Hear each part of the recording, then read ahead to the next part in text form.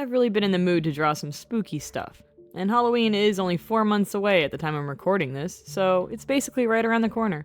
So welcome to round 2 of turning AI character designs into monsters. If you haven't seen part 1, you can watch it here. Same rules as before, I can't use designs that were intended to be scary.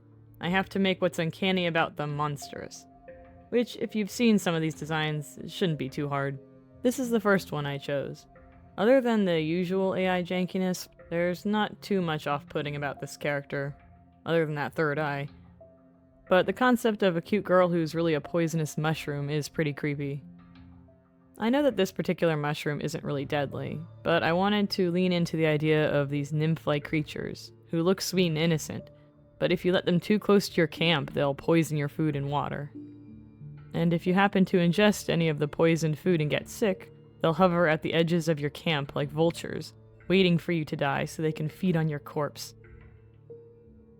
They don't like to attack directly because they're not very strong, and are even pretty fragile. They don't want to risk their prey fighting back. When there's no humans around, they'll poison fresh spring water, and eat whatever animals drink from there and die. They're kind of like evil forest spirits. For my mushroom girl, I wanted her to have a cute and innocent expression. And I had to give her the second pair of eyes. I wanted it to look like she's just kind of peeking out at the new travelers. And she's holding a bottle of mushroom wine as a peace offering. Definitely not poison, though. I think these nymphs could be a really fun species, because there's so many different varieties of mushroom you can choose from. And just like the butterfly girls from the last video, there's a ton of these mushroom girls on Pinterest. By the way, thanks to everyone who commented in the last video all their horrifying facts about butterflies. I know more about butterflies now than I ever wanted to. But seriously, thanks. I love learning about this stuff. And if you have any fun mushroom facts that'll keep me up at night, leave those in the comments too. I opted to give my character these cute little braids. Her hair in the original was a little hard to read, so I'm just gonna simplify it. I'm also trying out a new tool that I haven't used before, which is the symmetry ruler in Clip Studio Paint. This way I can get a nice uniform bottle shape, instead of the wonky one that I sketched out. I had this idea to use a mushroom as the wine stopper, and I think it looks really cute. I wasn't really sure about the pose of this character when I first started, and it was really impossible to find reference for someone holding a wine bottle this way, so I just stood in front of my mirror and did it myself.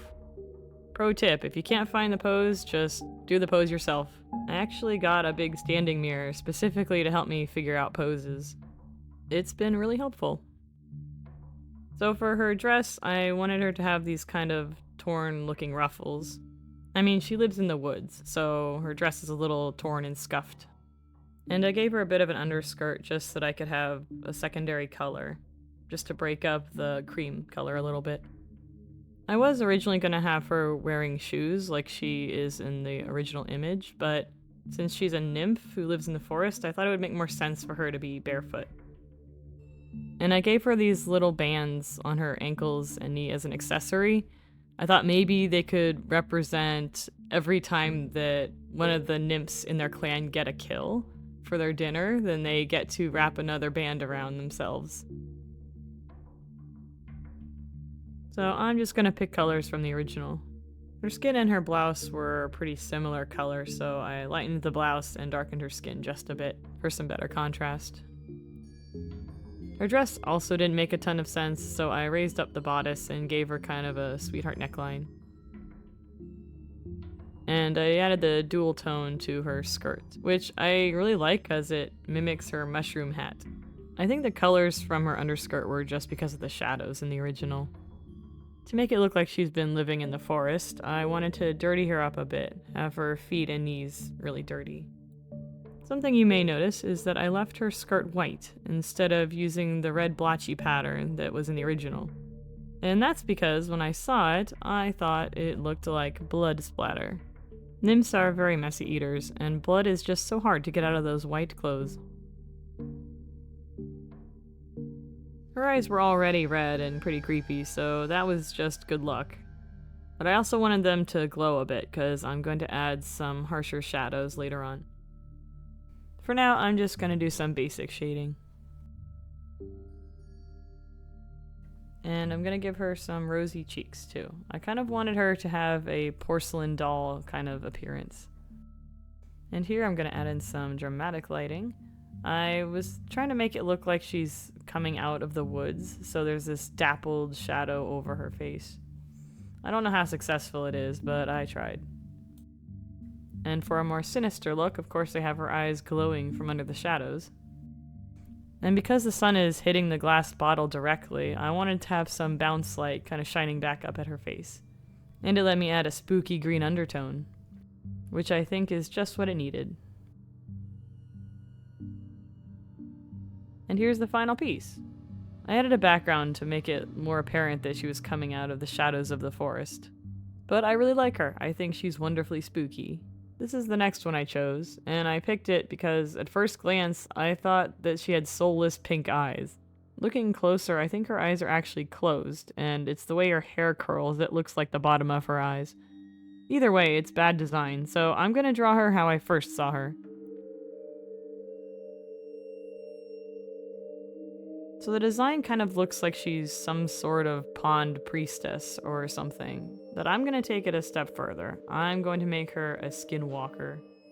Skinwalkers are one of the creepiest monsters I've ever heard of, and I think her design lends perfectly towards that. So I'm going to have her crouching in the water.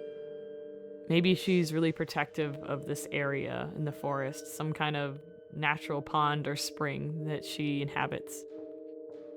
Honestly, I don't have as much of a story for her as I did the previous one. I see her more as a cryptid that people and locals will talk about and say they've seen, but no one really knows if she does anything or if she's even real. So she kind of fades into myth and legend. But those who have seen her say that they can still see those pink eyes staring at them from the water everywhere they go. I don't know, I think it's pretty creepy.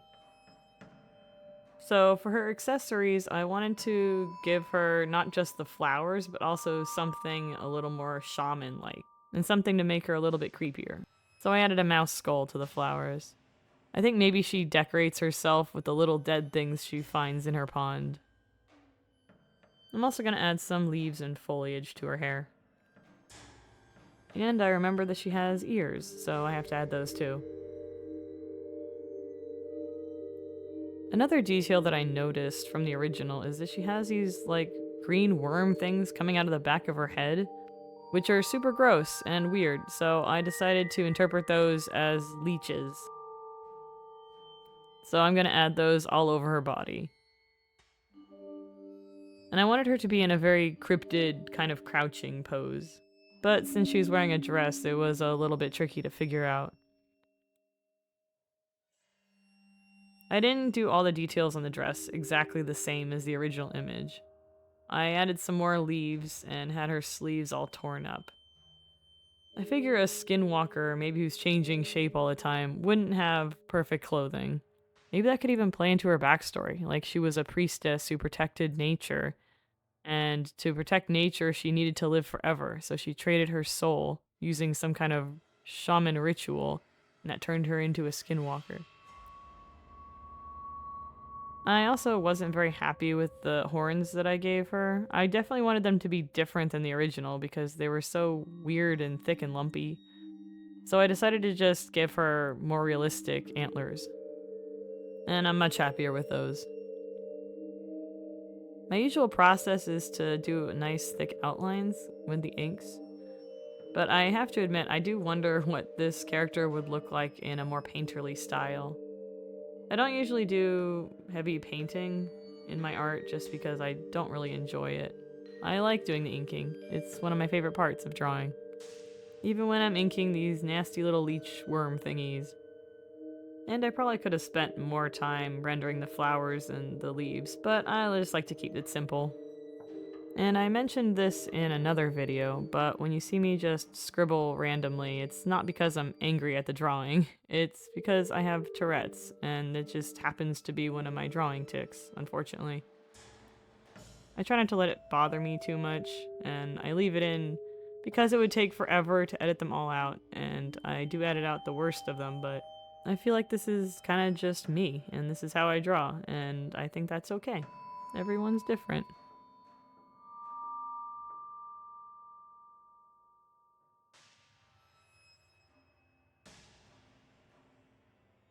And now that I'm done drawing her giant creepy eyes, I'm gonna move on to her outfit, which has been torn to shreds from neglect. But I still wanted her design to be recognizable, so I left in some major details like the red stitching. And I gave her long and creepy fingers, better for combing through the muck at the bottom of the river. Maybe that's where she gets her food or something. I don't have much to say about this part, just drawing her dress. It took me a little while. I don't know why. I feel like I was slower on this drawing. I will say, drawing ripped clothes was pretty fun. And can't forget the leeches. I gotta say, I am so glad I don't live in an area where I have to worry about leeches. I don't think I would ever go outside again. Next up, I'm gonna bring back the original for color reference. Normally I use the eyedropper tool to color pick from my reference, but the thing about AI is that it's not consistent when it picks colors. So you get a bunch of different shades of the same brown and the same green that are slightly different. So I'm just going to use the first one that I get and use that as a swatch. I will say though, I do like the pop of red, although I didn't add it to the bottom of her hair because I think that was a bit much. She's a monster, she's not going to be dyeing her hair. Not that she couldn't, but she's too busy luring lost travelers to their doom. Again, I was feeling like some of the colors in this design were too similar in value. And maybe that's also because I modified the dress a little bit. I don't have the black part of the sleeves at the top, but that just means I'll have to get creative. I also added a soft gradient to the leaves and a dark shadow underneath her, since she's leaning over the murky water. It was at this point that I realized she still looked too cute, so I made her skin look dead and gray instead. I think it really sells the monster aspect better, and it fixes the value issue I was having with her sleeves and her skin. I also added a reflection to the water and some darker shading. The whole time I was putting off rendering her eyes because I wasn't really sure how to do it, or what I wanted it to look like. But I think the highlights turned out really nice. I just decided to keep the eyes simple and add a small gradient to make them look rounded. And done. I am glad I chose to do the antlers instead. I think it looks way better.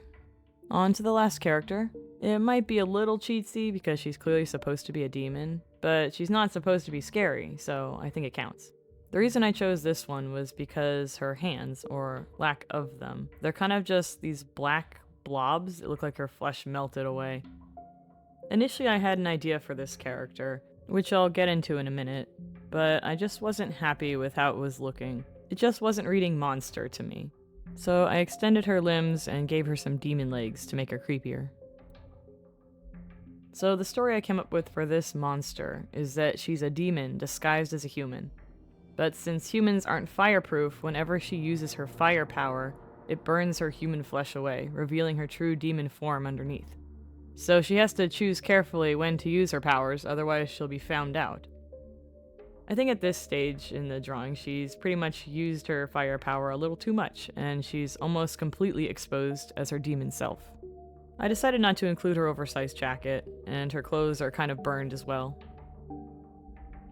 I am going to keep the fire details in her hair, and I wanted one of her ears to be more demon-esque. I was originally thinking of having one ear be human, but it looked a little too off-balance that way. I am also now realizing that all of my monsters are smiling. I guess I like to make happy monsters. But truthfully, what's creepier than a monster looking at you and smiling? You know you're in trouble then. I like adding all these extra wrinkles around the eye to kind of make it look like it's sunken in a bit. And drawing these really slender limbs was pretty fun too. The only thing is, trying to draw these really long straight lines smoothly took a few tries. I don't draw with stability on my pen because I like to live on the edge. And I think it builds line confidence, which is pretty important. I'm gonna simplify her little sports top too, and the pants. The original has a lot of weird design choices, so I'm just gonna get rid of those to keep it simple. But I do really like these little colorful straps on her pants, so I will keep those. And drawing the ripped up clothes was really fun too. Although I did have to look up some reference for ripped fabric. 10 out of 10 would draw again. But if you've seen some of my other videos, you know that I hate drawing shoes, so this was actually a great compromise. With demon legs, I don't have to draw those crazy sneakers.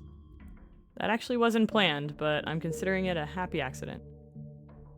So this character is supposed to have kind of burned away skin, but I did not want to Google what that would actually look like for reference, so I did just kind of wing it a bit. I'm sure you can forgive me. I'm not really aiming for realism here. I wanted to show off that she does have fire powers, so I had her holding a little flame. I was also going to add like a smoke kind of coming off of her, but I decided against it. Time for color. Since this hand is still human, I decided to give her some orange nail polish to kind of represent claws. Her other hand, meanwhile, is totally demon, because that's where she holds the fire.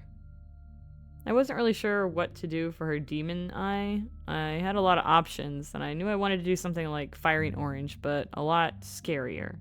So I'm just going to hold off on that for now and finish coloring. Her color palette is pretty easy. Although I probably should have done her pants white too, so that it would stand out more against her skin and the demon parts of her. It gets especially hard to tell the difference when I add all the shadows.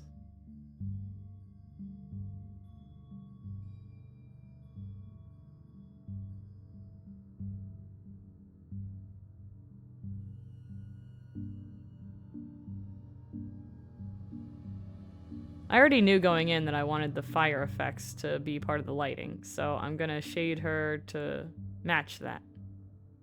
And this is the demon eye I decided to give her. Now all that's left is to render some fire effects. And the rim lighting, of course. All it takes is layering some lighting effects. I also decided that her legs were a little bit plain, so I'm gonna go back in and add some fire details to those too. Here's my demon all done. I think she turned out pretty cool. Or hot, because of the fire. Yeah. Anyway, I hope you liked watching this. I'd highly recommend this challenge for anyone who's struggling with art block or just wants a creative, fun thing to do on a weekend. In case you didn't know, AI art can't be copyrighted, so it's pretty much free use for any image that you find. Which is why I think the excessive watermarks are pretty funny. But try it out for yourself. And see you next time.